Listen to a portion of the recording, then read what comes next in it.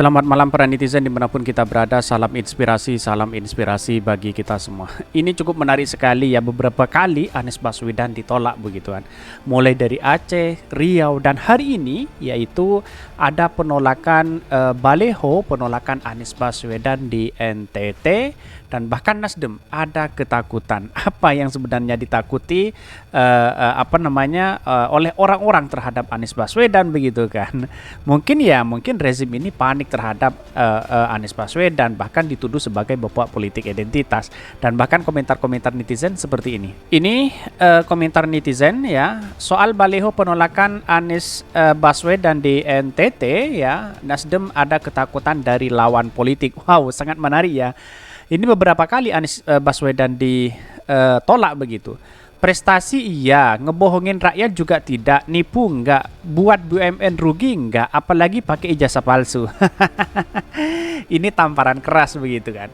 Operasi intelijen penguasa. Saya rasa Pak Anies sangat piawai dalam komunikasi publik. Semoga hasutan seperti ini akan mereda dengan sendirinya. Gaspol itu pasti kerjanya yang ono. Ya, kerjanya siapa begitu? Orang-orang yang tidak suka kepada Anies Baswedan tentunya begitu. Muncul spekulasi hari ini bahwa kenapa Anies Baswedan ditakuti? Yang satu, karena Anies Baswedan tidak bisa dideteksi oleh para cukong-cukong dan oligarki-oligarki yang punya kepentingan besar di Indonesia begitu.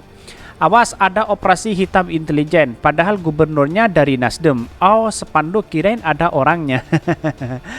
Penolakan ini bukti gagalnya pendidikan politik rakyat atau gagalnya pemerintah mencerdaskan bangsa ini. Yang mengenalkan dan sebagai pelaku pertama politik identitas itu Ahok, malah Anies yang kena getahnya suram deh negeriku. Ya betul sekali bahwa politik identitas itu waktu Gus Khairi ya dari Partai Nasdem menceritakan sebenarnya politik identitas itu begitu. Dan bahkan seharusnya jadi pelajaran dan menambah wawasan bagi Partai Nasdem bahwa ketika partai sudah berjalan lurus pada jalurnya, namun banyak yang julid, dengki, hujat, fitnah, ketahuilah bahwa Partai Nasdem sudah di jalur yang benar. Bisa jadi sama lawan atau bisa dibikin sama sendiri toh. Yang saya takuti negara itu hancur kalau dipimpin Anies Baswedan. Wow, sudah ada pro dan kontra di sini ternyata ya. Ya biasalah, inilah merupakan dari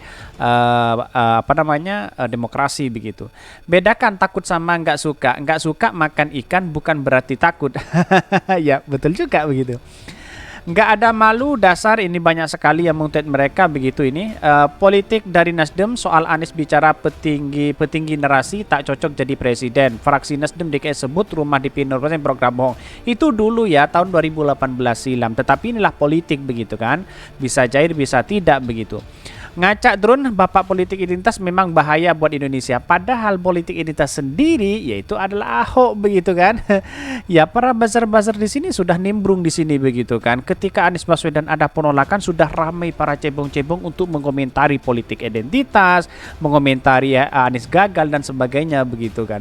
Bandingkan saja kepala daerah lainnya yang punya segudang prestasi dengan Anies Baswedan. Bandingkan saja di situ begitu. Ngapain kita harus bernarasi-narasi bapak politik identitas dan sebagainya begitu. Siapa yang tidak memainkan politik identitas? Saya coba tanya begitu kan.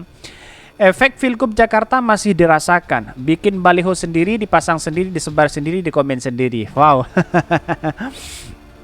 Ya beginilah begitu. Kok narasinya lawan politik yang takut? Kalau memang Anies hebat, mengapa takut dengan baleho? Nah, ini bukan takut dengan baleho, bahwa demokrasi yang baik sebenarnya ya tanpa ada datang ke sana, tanpa ada embel-embel apapun begitu kan. Dan bahkan banyak masa yang akan menyambut kedatangan Anies Baswedan. Di sini itulah yang ditakuti begitu kan. Kenapa ditakuti untuk menjadi calon presiden? Ya salah satunya itu begitu kan. Ya para cukong dan oligarki tidak mau Anies Baswedan menjadi calon presiden karena tidak bisa diajak bekerja sama. Kan kira-kira seperti itu logikanya begitu. Narasinya di mana-mana seolah-olah terzalimi, padahal bikin sendiri, disebar sendiri, komentar sendiri. Ini banyak yang mencuit, mereka begitu. Tetapi mari kita baca terlebih dahulu beritanya seperti ini. Ini ya soal baleho penolakan Anies Baswedan di NTT, Nasdem ada ketakutan. Katanya begitu, ketakutan dari mana begitu kan?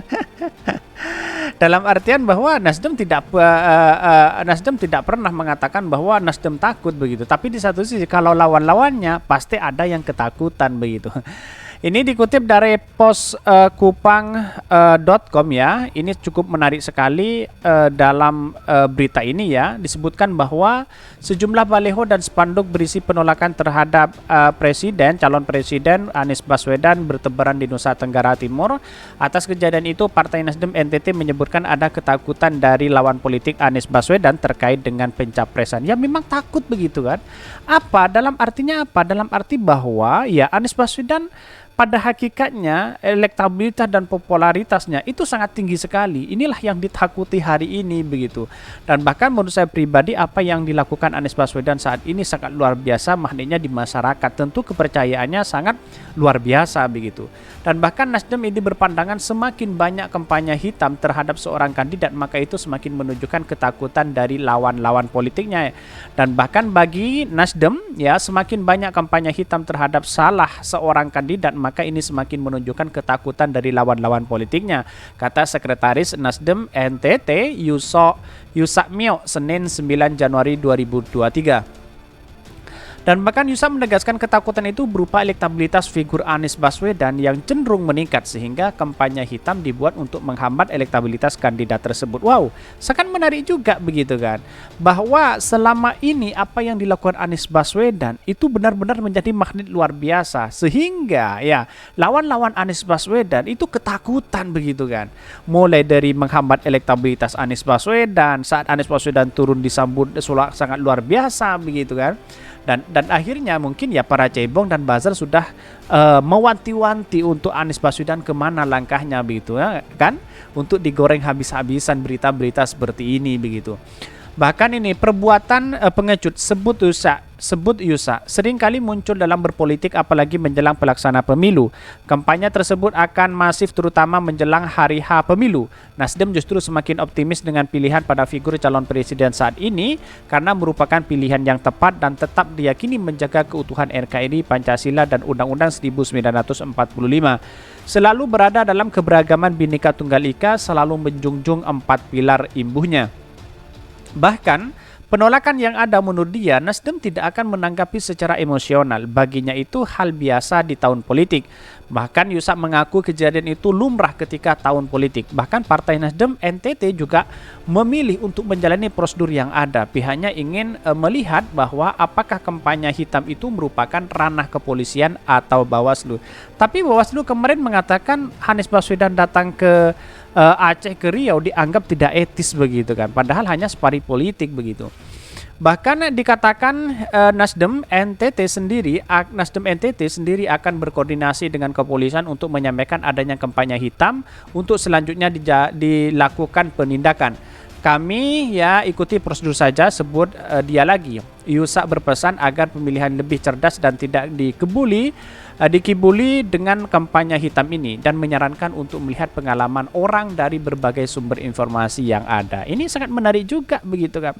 Kenapa pada saat ini Anies Baswedan kemana-mana selalu dijegal? Anies Baswedan ke sana dianggap penolakan. Kok bisa begitu kan? Ya mungkin sudah mewanti-wanti para buzzer dan cebong begitu kan. Biar masa itu tidak datang di situ untuk menyambut kedatangan Anies Baswedan begitu. Tetapi inilah rakyat yang menentukan siapa calon presiden di 2024 begitu. Bahkan para cebong-cebong ya sudah menggoreng habis-habisan berita-berita kayak gini begitu. Dan bahkan ini jangan gampang termakan oleh kampanye hitam dan tanpa ada fakta dan tanpa dikekuan oleh data. Kenyataan yang kita bisa lihat berbagai sumber berita. Jadilah pemilih yang cerdas. Wow, sangat menarik juga begitu kan. Tetapi perlu diingat inilah bagian dari demokrasi, ada penolakan dan ada tidak. Tetapi perlu diingat bahwa penolakan-penolakan seperti ini adalah contoh yang tidak demokratis, tidak sehat secara demokrasi begitu. Artinya kalau bersaing secara sehat, bersaing secara jernih dan kejujuran, mari kita berlomba-lomba dengan ide dan gagasan. Saya setuju sekali begitu. Dan perlu diingat bahwa Anies Baswedan suka katakan, saya ke sini, ke separi politik dimanapun ya, Anies Baswedan tidak pernah menawarkan visi dan misi untuk di koalisi perubahan, tapi dia menawarkan rekam jejak, bahwa rekam jejak itulah yang kemudian menjadi satu magnet, menjadi satu kekuatan di masyarakat sebagai dampak dari sebuah apresiasi dan prestasi yang diberikan kepada rakyat begitu. Bukan sekedar janji. Visi dan misi itu adalah janji begitu kan. Misinya apa begitu kan? Ya, mungkin sebuah janji yang tidak ditepatin. Banyak kepala daerah yang terus melakukan visi misi untuk melakukan untuk mempercayai masyarakat begitu kan, agar percaya terhadap pemimpin begitu. Sebagai calon pemimpin ya harus memberikan itu yang saya sebutkan tadi. Saya setuju sekali dengan Anies Baswedan ya, gagasan dan rekam jejak itu sangat luar biasa sekali. Kira-kira seperti itu. Walaupun ada penolakan itu hanya segelintir orang ya, tetapi tidak ketahuan siapa yang menolak begitu. Bahkan ya mungkin satu gembong lah, satu gerombolan dengan orang-orang yang menolak, toh pada hakikatnya hanya segelintir orang dan dibayar 50 ribuan. Kira-kira seperti itu. Mungkin itu yang kami sampaikan. Tonton terus channel Hodari Podcast Rakyat ini karena ada berita-berita menarik dan viral setiap harinya. Salam para netizen, salam inspirasi bagi kita semua. Jangan lupa di subscribe channel YouTube Hodari Podcast Rakyat ini.